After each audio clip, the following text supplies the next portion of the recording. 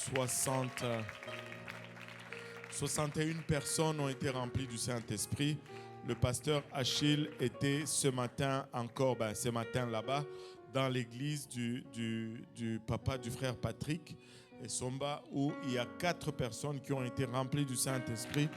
Et c'était tout simplement extraordinaire. Il y a eu 2 pasteurs et leur épouse qui se sont fait baptiser au nom de Jésus-Christ. Et une église presque en entière qui s'est fait baptiser. Il y a le frère de la sœur Laetitia qui va à l'église de l'Est, qui a reçu le Saint-Esprit avec l'évidence de parler en langue. C'était tout simplement extraordinaire parce que la sœur Laetitia a souffert beaucoup aux mains de ses frères lorsqu'elle était rentrée. Donc, justement à cause de sa foi, elle ne pensait pas que son frère allait recevoir le Saint-Esprit. Et son frère était là, à genoux, et il a reçu le Saint-Esprit. Vous savez, la parole déclare que tout genou fléchira et toute langue confessera. Et c'était tout simplement extraordinaire. On mange bien au Cameroun. Et il y a le bon poisson, il y a le coq, il y a les coquilles, il y a en tout cas le plantain, il est parfumé. Et je peux continuer. Il y a le soya. Le soya, c'est la viande là. Oh là là, on mange. Je peux vous dire ceci. Ils n'ont peut-être pas le meilleur transport en Afrique, mais ils ont le meilleur poisson en Afrique. Et je pense qu'ils ont le meilleur épice au Cameroun. Et c'était vraiment au-delà de tous les autres places. Et on a été reçus dans plusieurs membres de famille ont été rencontrés. Certains ont reçu le baptême d'eau, d'autres ont reçu le baptême du Saint-Esprit. On a visité beaucoup de familles. Et je me rappelle une anecdote. On a été chez le pasteur Achille. Sa maman nous a accueillis avec une table royale. Et il y avait tout sur la table. Il y avait même des mets chinois. Il y avait, je vous dis, c'était une salade, je ne sais pas, aux nouilles de riz ou quelque chose comme ça. Il y avait tout. Et pendant qu'on était là, et j'ai appelé mon épouse, je lui ai dit, on est chez Achille, on nous a accueillis avec une table extraordinaire. Et elle a dit, salut la maman d'Achille. Et là, j'ai dit, la maman d'Achille était à la cuisine, elle revient, elle dit, il y a mon épouse qui te salue. Et là, la maman d'Achille commence à rire et elle dit ceci, elle ne t'a pas demandé si on ne t'a pas chassé ici. On se rappelle au début comment c'était chaud, comment j'étais personne non grata au Cameroun. Tu ne mets pas tes pieds au Cameroun, sinon, mais gloire à Dieu. Amen. On a, elle disait, pasteur, tu dois prier pour la nourriture. Elle appelait tous ses petits-fils. Venez, venez. Il y avait comme 7 ou 8 petits-fils qui étaient là en vacances. Et là, les petits-fils étaient, mais grand-maman, qu'est-ce que tu veux qu'on vienne faire? Venez écouter le pasteur prier. Les choses changent. Amen. Et quand on perd, gagner une âme vient toujours avec un prix. Mais après, même ce qu'on a payé comme prix, c'est un sujet de joie. C'est toujours un sujet de joie. Amen. Alléluia. Et je peux vous raconter plusieurs anecdotes sur le Cameroun. J'ai passé au rond-point, je ne sais pas si c'est rond-point ou c'est carrefour Ndokoti. Les gens du Cameroun savent. C'est le carrefour le plus... c'est chaud. Les piétons, les motos, ceux qui sont en voiture, les voitures, la marchandise, tout est sur la rue. Et c'est grave. Et quand tu rentres dans ce carrefour, sors un livre, commence à lire parce que c'est longtemps. Tout le monde klaxonne. Les motos, et je l'ai passé en voiture, je l'ai passé en moto. Et tu es sur la moto, mais il y a des pneus de moto qui te touchent. Et c'est tout simplement extraordinaire. C'est tout simplement extraordinaire.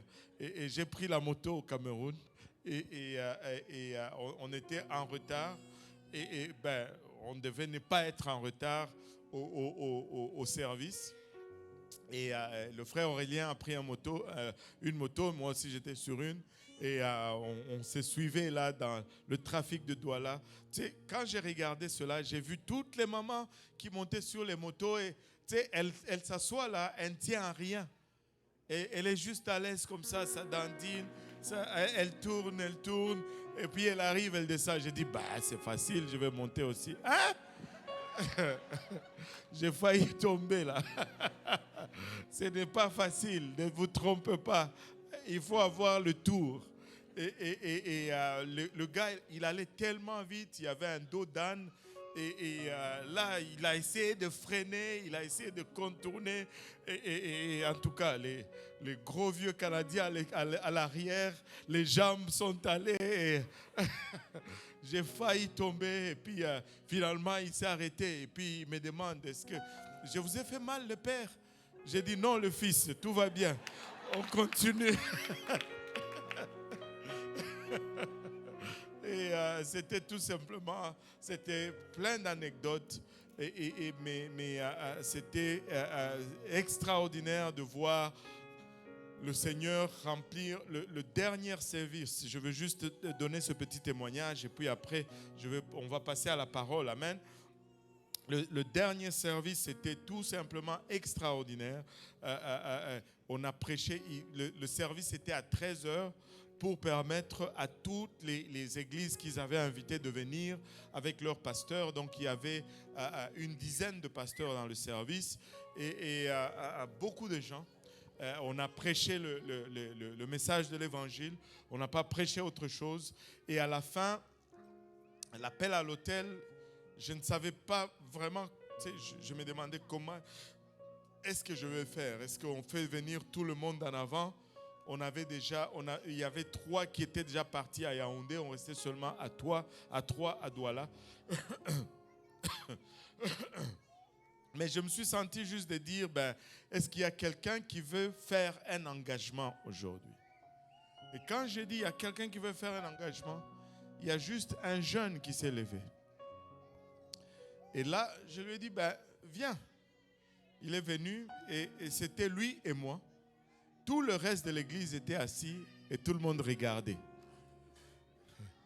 Il y a un esprit de peur qui t'envahit là. Dis Seigneur, et s'il ne reçoit pas le Saint-Esprit là, ça va se passer comment ici? Et là, je commence à prier à l'intérieur de moi. Je dis Seigneur, pas à cause de moi, mais à cause de ton nom. Pas à cause de moi, mais à cause de tout ce qu'on a enseigné durant ce temps. Et là, je lui ai dit, j'avais ma main sur sa poitrine comme ça. Je lui ai dit, on va faire une prière de repentance. Après, on va adorer Dieu. Je vais te donner quelques directives et puis le Seigneur va te remplir. Et on a fait la prière de repentance. Ma main était sur lui comme ça. Et on avait les yeux fermés. On a prié, on a demandé pardon. On a pris des décisions. Mais quand j'ai commencé à ouvrir les yeux pour lui donner des instructions, tu voyais qu'il était déjà en train d'être enveloppé par l'Esprit du Seigneur. Sa bouche allait déjà, il tremblait déjà. Il était comme... Je lui dis, vas-y, parle en langue, c'est ça. Juste, laisse-toi aller, parle en langue. Et c'est venu comme ça. Il a commencé à parler en langue et il s'affaiblissait, ses genoux pliaient, il s'appuyait sur moi, puis il commençait à devenir littéralement lourd pour moi. Et là, pasteur Achille et le frère Aurélien sont venus, ils l'ont saisi jusqu'à ce qu'il était à terre complètement. Il a parlé en langue presque pendant 1 heure. Et il parlait en langue, mais pendant qu'il était à terre, parlant en langue. Et ça a commencé, paf. Quelqu'un parlait en langue là-bas, quelqu'un parlait en langue ici.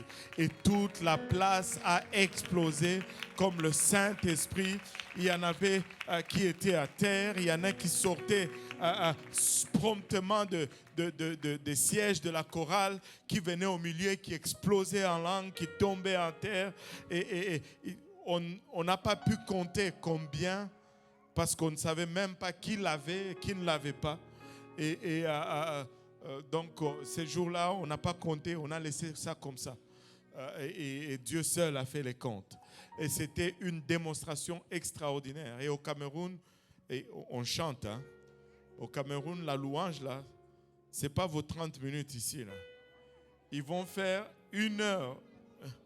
Et puis après, quand le modérateur vient, il va encore dire, on va donner 20 minutes à la chorale pour la louange et 5 minutes pour l'adoration. Et là, j'étais comme, mais qu'est-ce qu'on a fait pendant tout ce temps?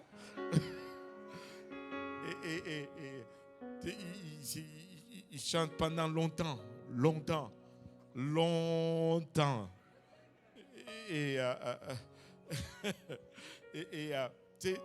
C'était tout simplement explosif. Le dernier service était tellement puissant. Et là-bas, ils prennent l'offrande à la fin du service.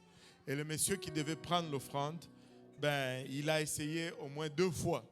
Il n'a pas réussi parce que les gens continuaient à parler en langue. Les gens continuaient juste à toucher le Seigneur, juste à se perdre dans la présence du Seigneur. Et c'était tout simplement extraordinaire.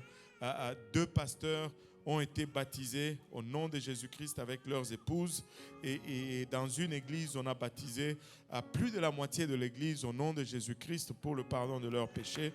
Et il y a une église qui va s'affilier avec UPC. Et on a donné le contact. Et une église de Yaoundé qui va s'affilier avec UPC. Et c'est tout simplement extraordinaire. Parmi ces pasteurs qui étaient assis là, il y en a qui savaient sur le baptême au nom de Jésus-Christ, qui ont été baptisés au nom de Jésus et qui ont baptisé leur église.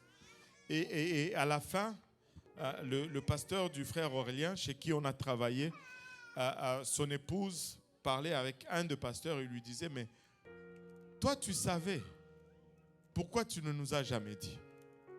Il dit, tu pries avec mon mari chaque lundi à 9h, mais tu ne nous as jamais rien dit. Écoutez, peuple de Dieu, nous ne pouvons pas garder silence. Nous devons déclarer le plein conseil de Dieu. Nous devons déclarer l'évangile. Alléluia. Partout, partout, partout. Alléluia. Et c'est notre temps. Nous sommes venus au royaume pour un temps comme celui-ci. Et nous ne pouvons pas nous taire parce que nous ne voulons pas permettre que ce réveil arrive par quelqu'un d'autre. Si nous ne parlons pas, alléluia, le salut viendra d'ailleurs pour le peuple de Dieu. Et nous risquons, nous et nos maisons, périr. Mais nous n'allons pas nous taire. Si nous mourons, nous mourrons. Mais nous allons tout donner. Nous allons donner de notre temps. Nous allons donner de nos habilités. Nous allons donner de nos familles. Nous allons donner de nos finances. Nous allons donner, alléluia, de nos véhicules, de nos maisons, de nos possessions. Parce que c'est ça. À part ça, il n'y a rien d'autre. Il n'y a rien d'autre. Et voilà. Le Cameroun est vraiment prêt pour le réveil et je pense que nous sommes déjà en train de préparer un retour là-bas parce qu'il faut juste aller consolider ce qui a été commencé. Je pense que d'ici fin janvier, nous sommes en train de considérer fin janvier pour un autre voyage au Cameroun. Voilà, alléluia. Voilà le rapport du Cameroun et que le Seigneur vous bénisse vraiment et qu'il remplace là où vous avez sorti pour soutenir ce voyage. Et maintenant, c'est Shockwave. Amen. Alléluia. C'est l'onde de choc. Amen. Et